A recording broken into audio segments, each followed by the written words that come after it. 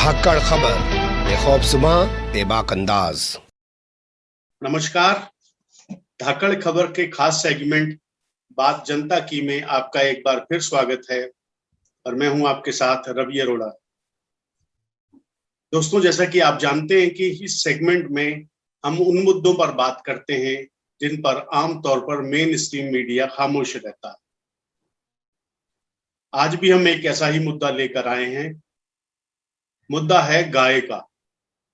जैसा कि हम सब लोग जानते हैं कि अभी इलाहाबाद हाई कोर्ट ने एक स्टेटमेंट दिया है एक न्याय के मामले में कि केंद्र सरकार गाय को राष्ट्रीय पशु घोषित करे। ये ऐसा संवेदनशील मामला था कि इस पर तमाम राजनीतिक दलों ने तुरंत प्रतिक्रिया दी और इसका स्वागत किया। अब मामला केंद्र की गोद में है और गेंद जो है वो केंद्र के पाले में है। अब हमको ये देखना है कि क्या गाय को राष्ट्रीय पशु घोषित करने से गाय से जुड़ी तमाम समस्याएं दूर हो जाएंगी या एक और बड़ी समस्या इससे सृजित होगी। जैसा कि हम सबको पता है कि राष्ट्रीय पशु गणना में हमारे यहाँ भारत में 14.5 करोड़ गाय हैं और जब से मोदी सरकार आई है या उत्तर प्रदेश में योगी सरकार आई है तो हम कहें कुल मिला के भाजपा के शासनकाल में 18% गायों की संख्या बढ़ी। चूंकि सरकार गायों को लेकर बहुत संवेदनशील है, इसलिए तमाम कानून बनाए गए हैं गायों के संरक्षण के लिए। हमारे यहाँ उत्तर प्रदेश में गाय की हत्या किए जाने पर 10 साल तक की सजा का प्रावधान है, 5 लाख रुपए के जुर्माने का प्रावधान है। गाय को अगर कोई प्रताड़ित करता है तो गाय के 1 साल के हर्जे खर्चे का भुगतान भी करना पड़ता है। हमारे संविधान में भी गायों को लेकर बहुत ही टिप्पणी बड़ी मजबूत है और उसके संरक्षण की बात की गई है, गो हत्या को लेकर बात कही गई। केंद्र ने भी तमाम ऐसे नियम बनाए और जहां जहां भाजपा की सरकारें हैं वहां नियम ऐसे और कड़े हैं। जाहिर है, अच्छी बात है, क्योंकि गाय हमारे लिए एक संस्कृति से धर्म से जुड़ा मुद्दा है और भारत में 80% लोग हिंदू हैं और हिंदू अधिकांशतः गाय की पूजा करते हैं, गाय को माता मानते हैं। तो गाय से जुड़े इस मामले को हमें किस तरह से देखना चाहिए, क्योंकि ये ठीक है कि हम उसको माता मानते हैं, लेकिन वस्तुस्थिति तो ये दिखाई दे रही है कि गाय आवारा घूमती रहती हैं और उनको कुछ खाने को नहीं मिलता। वो खाने के नाम पे प्लास्टिक चढ़ जाती हैं और उनका 20 किलो 30 किलो प्लास्टिक उनके पेट में जमा हो जाता है। और हम लोग कहते हैं कि हमने गाय हत्या पर प्रतिबंध लगा दिया है। देश की सरकार कहती है कि उसने गाय के मांस के निर्यात पर रोक लगा रखी है, बावजूद उसके भेड़ बकरियों के नाम पर, भैंस के चर्बी के नाम पे, भैंस के मांस के नाम पर हमारे यहाँ गाय का मांस निर्यात होता है। और आंकड़े तो ये भी कहते हैं कि दुनिया में सर्वाधिक गौमांस भारत ही निर्यात करता है। तो क्या ये गाय को राष्ट्रीय पशु घोषित करने से गाय से जुड़ी समस्याएं दूर हो जाएंगी? ये मेन मुद्दा है हमारा, जिस पर हम बात करना चाहते हैं। और आज हमारे साथ हैं गौ संरक्षण से जुड़े हुए अनिल गुप्ता जी। अनिल गुप्ता जी यहाँ पर एक बहुत बड़ी गौशाला चलाते हैं और कान्हा के नाम से उनकी एक बहुत बड़ी डेयरी भी है, जहां पर गायों का संवर्धन किया जाता है। उनका दूध निकाल कर उसे मशीनों के द्वारा पैक करके कान्हा के नाम से बेचा भी जाता है। गायों से बहुत गहराई तक जुड़े हुए हैं और दशकों से गायों की सेवा कर रहे हैं। लेकिन इनका तजर्बा क्या है गायों को लेकर, ये आज हमें जानने की जरूरत महसूस हुई। और ये दोनों चीजें मिली जुली हैं। गायों को लेकर अनिल जी, आपका क्या तजर्बा रहा? और दूसरा, ये जो इलाहाबाद हाई कोर्ट ने कहा है कि गायों को राष्ट्रीय पशु घोषित किया जाए, इसको आप किस नजर से देखते हैं? अनिल गुप्ता जी। धाकड़ के सभी दर्शकों को मेरा बहुत बहुत नमस्कार। धाकड़ चैनल के हमारे जो चलाने वाले हैं भाई साहब, उनका भी बहुत बहुत साधुवाद। और बड़े भाई रवि अरोड़ा जी, आपका धन्यवाद, आपने इस मीटिंग में, इस जूम मीटिंग में मुझे इनवाइट किया। जी, एक तो मैं ये करेक्ट कर दूं कि मैं गाजियाबाद में कान्हा डेयरी अब तक चला रहा था, मैं पिछले 20 साल से, और पिछले 1 वर्ष से मैंने आर्थिक कारणों से इसे अब बंद कर दिया है।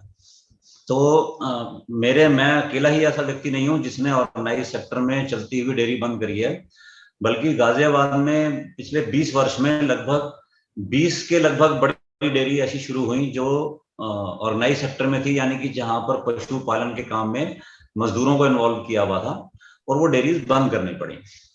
तो जो ये हाईकोर्ट के संदर्भ में हम बात करें, निर्णय जो आया है कि राष्ट्रीय पशु घोषित किया जाए, मेरी निजी राय ये है कि आज भी गाय को हम माता भले ही मानते हों, लेकिन 90% घरों में भैंस का दूध ही इस्तेमाल किया जाता है। जी बिल्कुल। तो अब इनकी जो मंशा है वो एकदम स्पष्ट है कि हिंदू भावना से जुड़ा हुआ ये मुद्दा है।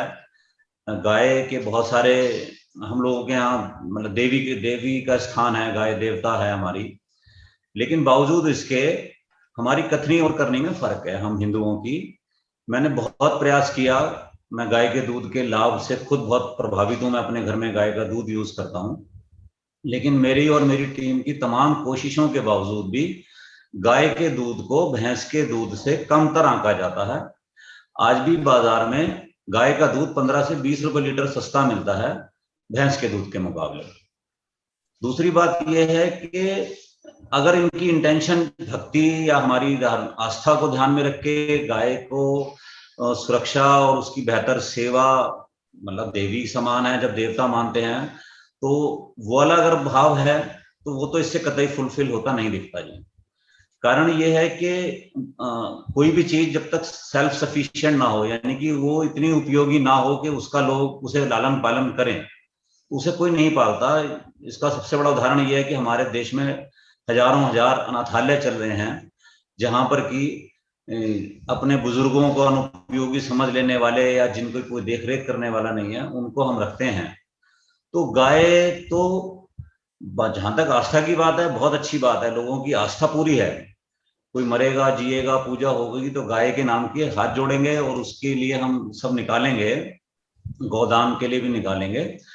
लेकिन मैंने शायद ही कोई ऐसा सेठ देखा हो जिसके ठिये पर गाय को मैंने मरते हुए देखा हो। यानी कि गाय को पाला जब तक वो दूध दे रही है।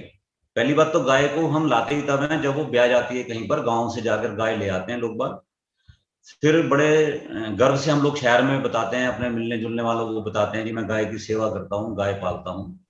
लेकिन फैक्ट ये है कि जब तक वो गाय दूध देती है और 4 ब्यात 6 ब्यात, जब तक वो बढ़िया दूध देती है, लोग बाग उसे रखते हैं। फिर अपना आई वॉश दिखाने के लिए नई गाय ले आते हैं और उस गाय को बहुत कम रेट पे बेच देते हैं। फिर ये कोई रिकॉर्ड नहीं रखता कि उस गाय का क्या हुआ। दूसरी बात जो समझने की है वो ये है कि गाय के अगर हम औसत बात करें तो 50% तो होते ही हैं। वैसे मेरा अनुभव है कि 60% बछड़े पैदा होते हैं और 40% बछिया पैदा होती हैं, क्योंकि कुदरत का भी ये नियम है कि जो चीज घट रही होती है तो कुदरत उसको ज्यादा पैदा करती है। तो बछड़े चूंकि अब आप खुद गवाह हैं, हम लोग के बैलों का दिखना बंद हो गया है। तो समझने वाली बात यह है कि 15 करोड़ या 18 करोड़, अगर उसमें 18% बढ़ने के बाद भी जो गोवंश है, उसमें सरकार ने या किसी ने जानने की कोशिश करी कि कितने % मेल है और कितने % फीमेल है। आपको मैं अपना अनुभव बता सकता हूं जी कि मेरी गौशाला में एक मेल था जो क्रॉसिंग के काम आता था एनिमल्स की, मतलब गायों की, और जो बछड़े थे वो 2 साल से ज्यादा मेरी डेयरी में नहीं रह ही नहीं पाते थे, मतलब वो वाइबल ही नहीं होते थे रखने। हम उनको, मुझे बहुत कष्ट है ये बात कहते हुए, मैंने चूंकि उनको रखने की कोशिश करी, अनुपयोगी गायों को भी और बछड़ों को भी, जिसकी वजह से ही मुझे यार डेयरी बंद करनी पड़ी। नहीं, मैं अनिल जी यहाँ आपको रोक रहा हूँ। आपके कहने का मैं ये अर्थ लगा रहा हूँ कि गाय पालना घाटे का सौदा है, क्या आप ये कहना चाह रहे हैं? नहीं, गाय पालना, गाय ऑर्गेनाइज सेक्टर में घाटे का सौदा है। यदि घर की औरतों की लेबर ना जोड़ी जाए, घर के मर्द वो दूध निकाल के डेयरी पर दे आए, तो बस वो गाय की मजदूरी करने वाले लोग तो हैं। गाय का दूध, गायों को पालकर दूध को बेचना कतई मुनाफे का बिजनेस नहीं है, ये एकदम क्लियर है। मैं अकाउंट्स का भी विद्यार्थी हूं और मैंने अकाउंट्स में अच्छी खासी, मैं व्यापारी वर्ग से जुड़ा हुआ हूं, मेरी इंडस्ट्री भी है। तो इकोनॉमिकल नहीं है गाय का लालन पालन, क्योंकि जिस रेट में हमारे यहाँ गाय का दूध मिलता है, मैं 70 रुपए और 60 रुपए लीटर दूध बेचता था, जो कि इसको बहुत महंगा माना जाता है। गाँव में तो ये 28 और 30 रुपए और 35 रुपए उपलब्ध है। तो गाय का दूध बेचना भी घाटे का सौदा है। फिर उसके बाद जो गाय दूध नहीं दे पाती हैं, गाय ना दूध दे पाए उसके बहुत सारे कारण हैं। टाइम से उसको हम ज्ञापन नहीं करा पाए, जो कि मोस्टली नहीं हो पाती हैं 70% गाय, या उनको कोई थनैला जैसी ऐसी बीमारी हो गई कि जो दूध देने के लायक ही नहीं बची, या फिर उनकी एज के जब 6 बार 8 बार ब्याने के बाद उसकी एज हो जाती है, फिर वो बूढ़ी हो जाती है, लेकिन उसकी डेथ में और उसमें कई साल का अंतर होता है। नहीं तो इसमें मैं आपको यही रोक रहा हूँ कि ये गाय जब लोग, जैसे आपने बताया, दूध बहुत अच्छा देती रहती है, तो जो गाय पालक है वो उसको रखता है, उसके बाद वो दूध जब कम दे देती है तो वो बेच देता है। ये फाइनली गाय जो दूध कम देना शुरू कर देती हैं या बाद में दूध नहीं देती, तो उनका क्या होता है? उनको, जहां तक मेरी समझ है, हम जैसे लोग जो जिनके पास ना इतना दिल है ना हम कानून से भी बंधे हुए हैं, तो हम तो यही समझकर लोगों को, व्यापारी को देते हैं कि वो किसी गरीब किसान को या गांव में पलने के लिए किसी को दे देगा। लेकिन मैं नहीं समझता कि गांव में भी कोई व्यक्ति उन गायों को पालेगा जो गाय जो है 2 लीटर 4 लीटर दूध भी नहीं दे सकती है। तो वो फाइनली हमारे यहाँ से ले जाते हैं, और फिर जो और व्यापारी हैं जो और उद्देश्य से उन्हें खरीदते हैं, वो उन स्टेट्स में ले जाके उन्हें बेच देते हैं जहाँ काऊ स्लॉटर अलाउड है, या फिर उन्हें बांग्लादेश जैसी सीमाओं पे पहुंचा देते हैं। क्योंकि अगर ये नहीं हो रहा होता तो मेल काऊ तो हमारे को बढ़ती हुई दिखती, बैल तो नजर आते। और गौशालाएं भी अगर आप जाकर देखेंगे अंदर की स्थिति, तो किसी गौशाला में आप गाय रखवाने जाकर देखिए, आपसे चंदा मांगा जाएगा, बावजूद उसके भी उनके पास जगह ही नहीं है। और बहुत सारी गौशालाएं ऐसी हैं जहां गायों को देखकर आपको तरस आएगा कि ईश्वर इन्हें अपने पास ही बुला ले, इससे तो अच्छा।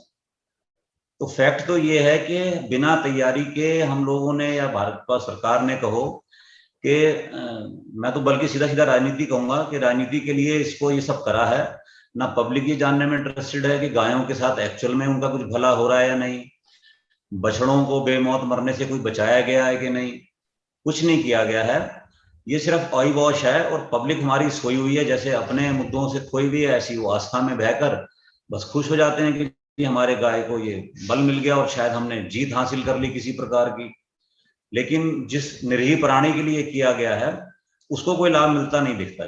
जी बिल्कुल। अनिल जी, जैसे कि आपने कहा कि उन राज्यों में इन गायों को भेज दिया जाता है जहां पर गौ मांस पर प्रतिबंध नहीं है, तो जैसे कि हम लोग सब जानते हैं कि 29 हमारे जो राज्य हैं उनमें से, और 9 हमारे केंद्र शासित प्रदेश हैं, तो लगभग 10 से अधिक में, चाहे वो केरल हो, चाहे पश्चिमी बंगाल हो, और चाहे नॉर्थ ईस्ट के सारे राज्य हो, वहां पर तो गौ मांस बड़े आराम से खाया जाता है, और सस्ता होने की वजह से गरीब गुरबा आदमी ज्यादा उसको खाते हैं। हालांकि इस तरह की भी छुटपुट खबरें आती रहती हैं कि सबसे ज्यादा निर्यात भी गौ मांस भारत करता है। तो ये जो इसकी इकोनॉमी है, इसको देखते हुए आपको क्या लगता है कि गाय की उपयोगिता उसके मांस के अतिरिक्त उसको किसी तरह से फाइनेंशियली वाइबल बनाने का और कोई तरीका नहीं है? आर्थिक रूप से गाय रखना एक हमारे लिए फायदे का सौदा हो जाए, क्या उसके मांस को बेचे बिना भी ये टारगेट हासिल किया जा सकता है? आपको क्या लगता है, आपका एक्सपीरियंस क्या कहता है? देखिए, मैंने बहुत सारे लोगों से चर्चा करी और मैं बहुत सारे लोगों से मिला। मैंने खुद अपने यहाँ उसके गोबर से केचुआ खाद बनाई, और केचुआ खाद मेरे पास इतनी इकट्ठी हो गई, कोई उसका खरीदार नहीं मिला। मैंने ट्रकों के हिसाब से वो यूज करी अपने, मैं कुछ खेती भी करता था, कुछ जगह मैंने लीज पर लेकर करी, लेकिन ना तो उसकी उपज की वैल्यू है जिसमें मैंने मतलब गोबर की खाद या केचुआ खाद का इस्तेमाल करा, उसको भी हमारा जो जनमानस है, जो आम पब्लिक है, उसको मतलब नहीं है। बाजार में बहुत ही पॉइंट में गिनने वाला परसेंटेज है जो कि ऑर्गेनिक फूड की मांग के नाम पर कंपोस्ट खाद यूज होने वाला अन्न अपने यहाँ इस्तेमाल करते हैं। तो कहने का मतलब यह है कि गाय के पास दूध के अलावा मूत्र किया है, और गौमूत्र और गोबर, तो गोबर से या तो उपले बन सकते हैं जिसके आज कोई यूज नहीं करता है, घर घर गैस पहुंचाई जा रही है और पहुंच गई है, और वो पोल्यूशन के लिए भी एक जिम्मेदार मानते हैं।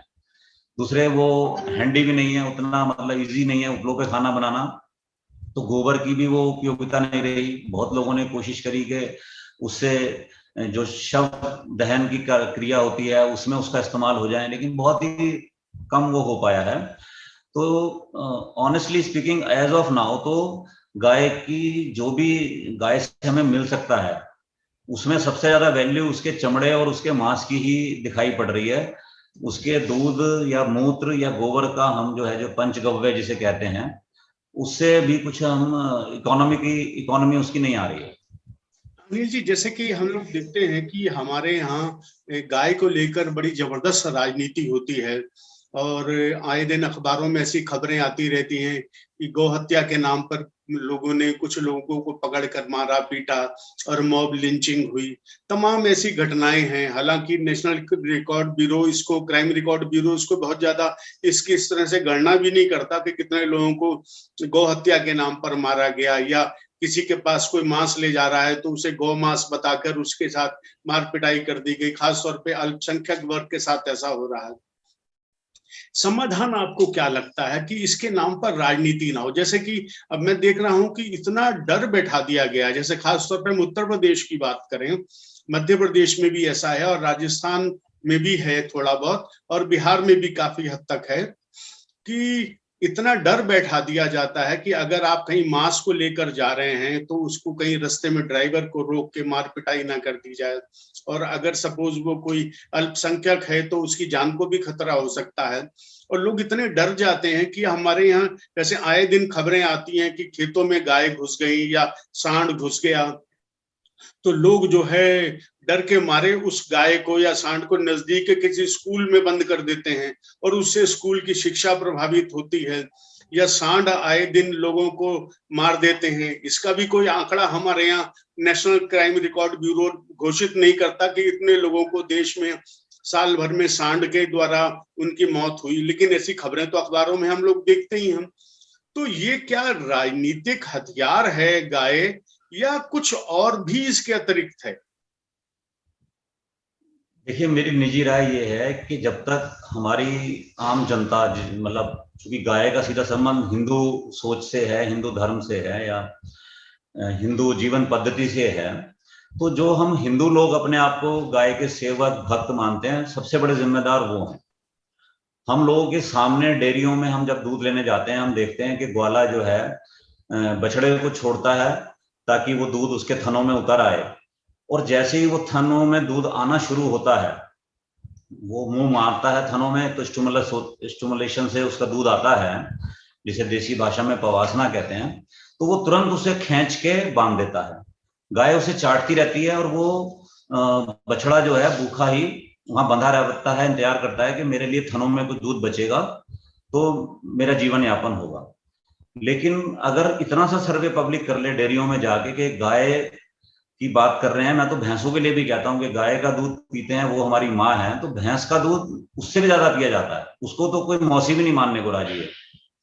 तो उसके बछड़े को या उसके कटड़े को भी उतना ही कष्ट होता है।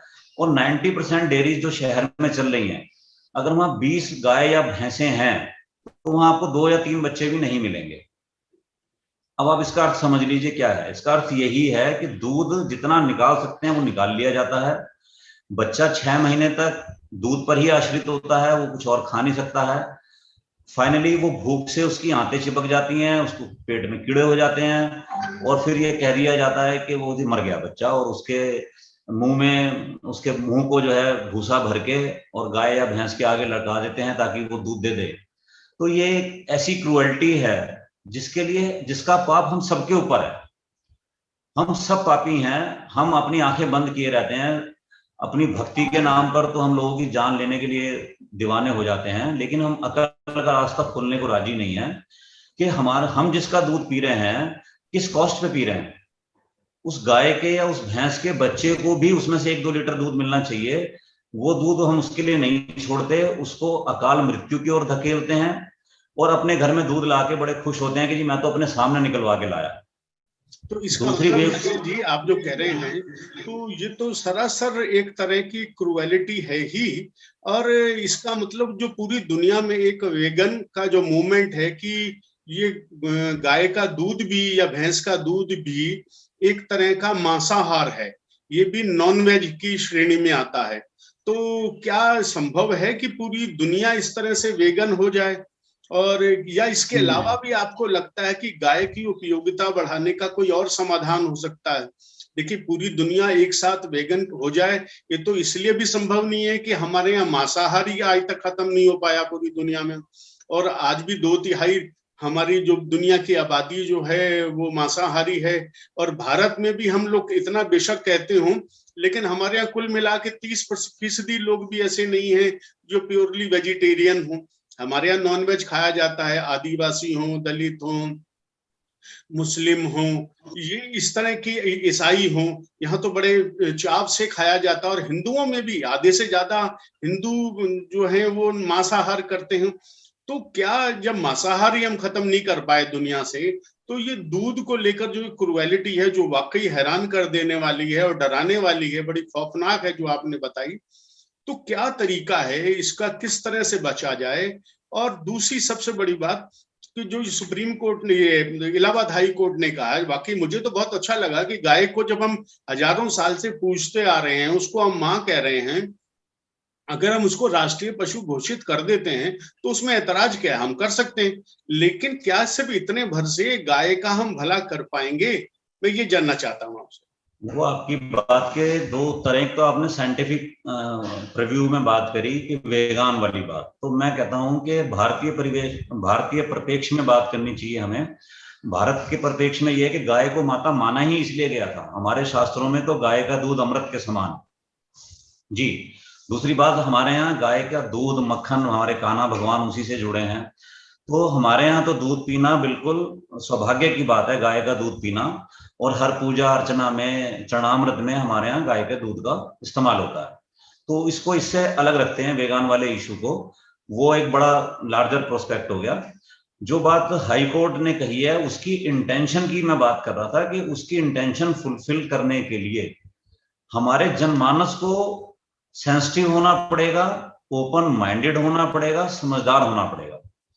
फॉर एग्जाम्पल, बहुत ही मैं डरते हुए कह रहा हूं ये बात कि किसी की भावना ना आहत हो जाए, मैं जब गाय को अपनी डेयरी में बीमार या चोट लगने पर, खासतौर से जब गाय भैंस के पैर में चोट लग जाती है, पैर की हड्डी टूट जाती है, वो फर्श पे फिसल जाती हैं, तो उनका कोई सोल्यूशन नहीं होता। हम लोग अगर प्लास्टर लगाते भी हैं और जैसे ही वो ठीक होने लगती है तो वो पैर जमीन पे मार मार के वो कीलें, वो सारा जो प्लास्टर की सपोर्ट है वो निकाल देती है।